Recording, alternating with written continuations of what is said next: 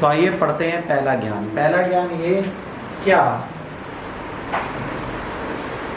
बांग्लादेश की democratic government को remove कराने के पीछे स्टूडेंट प्रोटेस्ट में पाकिस्तान एंड चाइना का हाथ है, और वहाँ मिलिट्री रूल जैसा कि भारत के एक पड़ोसी राज्य म्यांमार में चल रहा है, इसमें क्या इन कंट्रीज का कोई योगदान है?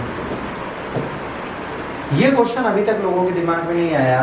जब माननीय राहुल गांधी जी ने कल पूछा तब अजीत डोभाल साहब ने समझाया, एस जयशंकर साहब ने समझाया, ऐसा लग तो नहीं रहा। क्योंकि क्या हुआ, कल ही पाकिस्तान के कुछ मिनिस्टरों ने एक पोस्ट डाला, एक ट्वीट डाला, जिसमें उन्होंने मिलिट्री कूप का समर्थन किया बांग्लादेश में, और इमीडिएटली उस डीपी को हटा भी दिया। तो ये कहीं ना कहीं इंडिकेट करता है कि कहीं ना कहीं से तो ये गड़बड़ी हो रही है।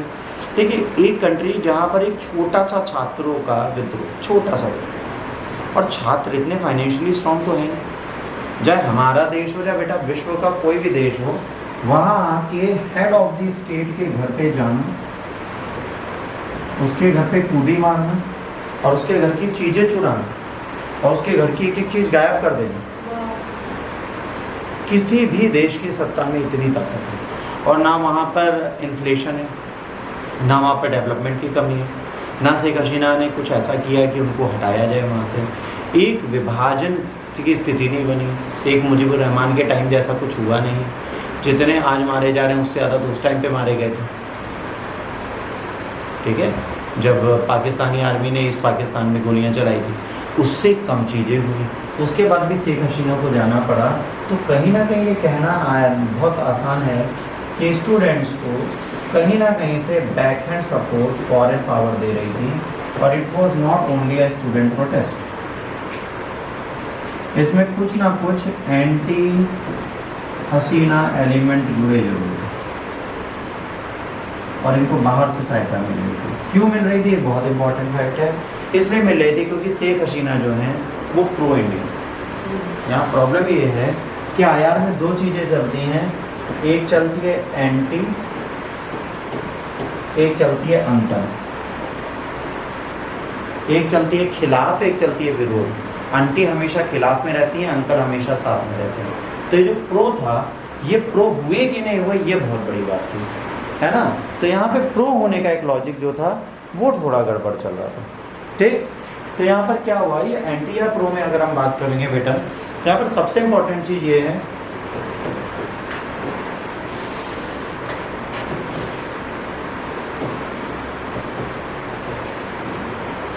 खालिदा जिया को शेख हसीना ने जेल में डलवा रखा, और ये जेल में बंद थी। जैसे ही हसीना भागी हैं,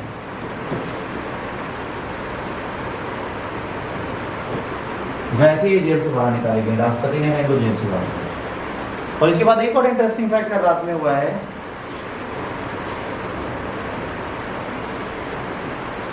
इन्हीं के सन एंड फैमिली के लोगों ने बोला है, do not give responsible government to the person who was not democratically elected. इन्होंने कहा है जिसको जनता ने नकारा था उसको कार्यकारी संपुट सरकार का दायित्व ना दे, और वहाँ के राष्ट्रपति स्पीच के लिए तैयार है। इससे क्या फ़ायदा होगा, इससे ये फ़ायदा होगा कि एक एंटी इंडियन गवर्नमेंट आ जाएगी। कहा जा रहा है शेख हसीना को निकलना था, तो शेख हसीना ने इमीडिएटली, ठीक है, दिल्ली कॉल किया, और अपने वायुसेना के विमान से जब निकली तो इस वाले बॉर्डर पे, इंडिया के इस वाले बॉर्डर पे यहाँ फाइटर जेट तैनात थे, और वो फाइटर जेट जो थे वो शेख हसीना की मदद के लिए तैनात किए थे, तो अगर कुछ हो तो उनको हम सेव कर दें। तो सोचिए, शेख हसीना को हम इंडिया के अंदर ले आए हैं, और वहाँ की पब्लिक इनको मांग रही है। और सिंपल सी चीज़ है, अगर ये प्रोटेस्ट एजुकेशन का होता है तो वहाँ पर रॉबरी नहीं होती, क्योंकि हमने अपने जीवन में एक चीज़ सीखी है कि छात्र सब कर सकते हैं, अपनी डेमोक्रेटिक सिस्टम को ख़राब नहीं कर सकते। One student do anything but they can not rob their own property. और एक पढ़ा लिखा बच्चा पेटीकोट ब्लाउज का करेगा क्या? एक लॉजिक समझो, साड़ी का क्या करेगा? एक चूतिए की फोटो आई थी, अगर आप देखेंगे, आई एम सॉरी अगर यूट्यूब में किसी को बुरा लगे आने वाले टाइम पे, जो साड़ी पहन के फोटो खिंचा रहा था, हाथ में पंखा पकड़ा था, हसीना की जी।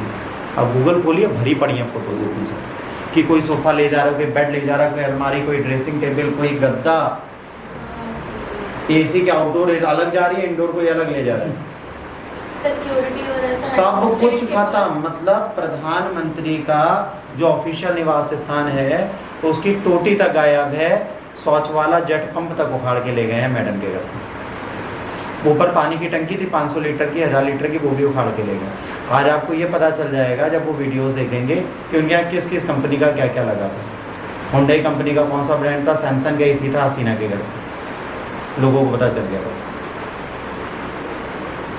मतलब ये एक स्टूडेंट प्रोटेस्ट का तरीका नहीं।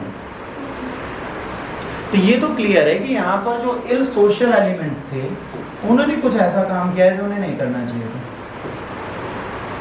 और देखिए ना, एक रात नहीं बीता आपने खालिदा जिया को बाहर निकाल दिया और इनको कह रहे हो आने वाले टाइम पे रिस्पॉन्सिबल गवर्नमेंट दे दोगे। और यूरोप से लेकर अमेरिका तक कह रहा है कि वहाँ पे तुरंत डेमोक्रेसी को बहाल करो। आर्मी ने पहली बार पाकिस्तान को छोड़कर बांग्लादेश जैसी जगह पर कभी आर्मी कंट्रोल नहीं कर रही थी। Army has taken responsible government. ये सब क्या इंडिकेट कर रहा है? और सबको पता है इंडिया इज अगेंस्ट मिलिट्री को। जहाँ पर तख्ता पलट होता है वहाँ पर इंडिया साथ नहीं देता, कभी भी नहीं देता। इंडिया के साथ एक प्रॉब्लम है, तो कहीं ना कहीं बांग्लादेश अब एंटी इंडियन एलिमेंट्स के साथ है। और ये एक बहुत बड़ा इशू बनेगा हमारे लिए। क्यों? क्योंकि अब जो बैठेंगे खालिदा जिया, इन्होंने ही चाइना से सबसे अच्छी मित्रता निभाई थी, इन्होंने पाकिस्तान से मित्रता निभाई थी। तो अगर कोई ये कहता है कि इन दोनों का कहीं ना कहीं रोल है, तो 99% माना जा सकता है, हो सकता नहीं है। पर अभी कोई सिक्योरिटी एजेंसी या कोई इंटेलिजेंस इस चीज़ के बारे में नहीं बताया। क्योंकि जुलाई में एक नॉर्मल प्रोटेस्ट होता है बांग्लादेश में, बच्चे कहते हैं कि भई जो आपने मुफ्ती बोइनी सेना के समय पर जो आपने रिजर्वेशन दिया है जॉब में उसको कम कर दो। हसीना कहती है कि भई ये पॉसिबल नहीं, अपना टाइम वेस्ट मत करो। उन्होंने कहा नहीं उठेंगे, तो उन्होंने आर्मी को भेजा, सेना को भेजा, जाओ प्रोटेस्ट को ख़त्म करो। तो भाई सेना और पुलिस का एक ही काम है, लाठीचार्ज, गोली, बंदूक। उन्होंने वो चलाया। एक छात्र को अगर गोली लग जाती है तो दूसरा छात्र अपनी पढ़ाई में लग जाता है शांति से। स्टूडेंट का एक प्रोटेस्ट का एक और तरीका है, छात्र दोबारा लड़ता नहीं है, फिर वो चुपचाप पढ़ने बैठ जाता है। तो यहाँ ऐसा क्या हुआ कि ये छात्र पढ़ने बैठेंगे? जिन छात्रों का भविष्य खतरे में होगा वो अपनी सोशल मीडिया पर साड़ी पहन के फ़ोटो डालेंगे, वो सोशल मीडिया में पंखा चोर बनेंगे, टोटी चोर बनेंगे, नहीं बन सकते। ये चीज़ हो रही है। तो ये क्या दिखा रही है? ये दिखा रही है कि कहीं ना कहीं ये दोनों नेशन एंटी इंडियन प्रोग्राम चला रहे हैं और इंडिया सपोर्ट कर रही है शेख हसीना। अब बता दिए, शेख हसीना को यूके भेजना था, रातों रात उस प्लान को कैंसिल किया गया।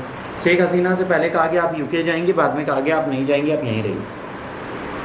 उनको कहाँ भेजा जाएगा किसी को नहीं पता चलेगा। क्यों? Security of that democratic leader.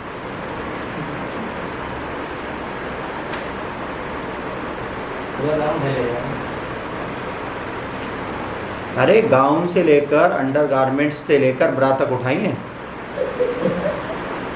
मतलब शेख हसीना मैडम की कोई भी चीज़ नहीं छोड़ी।